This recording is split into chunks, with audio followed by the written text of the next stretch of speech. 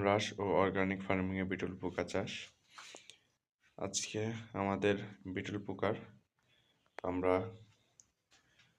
গতকাল রাত 7:30টার সময় আমাদের হান্ডিতে গ্যাসের মাধ্যমে চুলা জ্বালিয়েছিলাম এবং হান্ডিতে হিট দিচ্ছিলাম, যার কারণে আমাদের হান্ডির পানি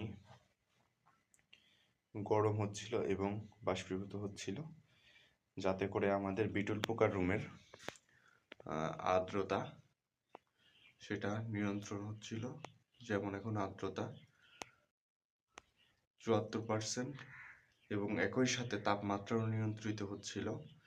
এখন তাপমাত্রা 29.7 ডিগ্রি সেলসিয়াস এবং আমাদের অপর পার্শ্বের যে তাপমাত্রা মেশিন রয়েছে সেটাতে এখন তাপমাত্রা 29.29 ডিগ্রি সেলসিয়াস এবং আর্দ্রতা 77%। এবং আমাদের যে বিটল পোকার লার্ভাগুলো রয়েছে সেগুলো এখন বাহিরে ঘোরাঘুরি করতেছে, কারণ আমাদের রুমের তাপমাত্রা নিয়ন্ত্রিত এবং অনুকূলে রয়েছে। এই জন্য আমাদের লার্ভাগুলো বাহিরে এসে চলাফেরা করতেছে।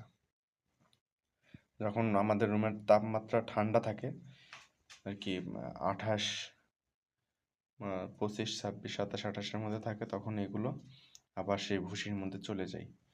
29 থেকে 30 কিংবা 31 ডিগ্রি সেলসিয়াস হলে এরা স্বাচ্ছন্দ্য বোধ করে এবং এর বেশি হলে আবার এরা ভুসির নিচে চলে যায়। তো এখন আমরা আমাদের যে গ্যাসের চুলা আছে সেটি অফ করে দিব, কারণ আমাদের অলমোস্ট 12 ঘন্টা গ্যাসের চুলাটি জ্বালানো হয়ে গেছে। আমরা এখন আমাদের গ্যাসের চুলা অফ করে দিয়ে আমাদের গ্যাস সিলিন্ডার ওজন করব এবং আমরা একটি হিসাব করব যে আমাদের কতটুকু গ্যাস 12 ঘন্টায় ফুরিয়েছে এবং কতটুকু গ্যাস 1 ঘন্টায় ফুরিয়েছে এবং কত টাকা আসতেছে। আমাদের এটার মূল উদ্দেশ্য হচ্ছে আমাদের যখন বিদ্যুৎ থাকবে না কিংবা কারেন্ট থাকবে না, সেই সময় আমরা আমাদের এই গ্যাস সিলিন্ডারের মাধ্যমে বিটল পোকা রুমের তাপমাত্রা নিয়ন্ত্রণে রাখবো। না হলে আমাদের পোকাগুলো মারা যাবে, পোকাগুলো ক্ষতিগ্রস্ত হবে। তো আমরা আরেকটি বিষয় হচ্ছে বিদ্যুৎ খরচ কমানো।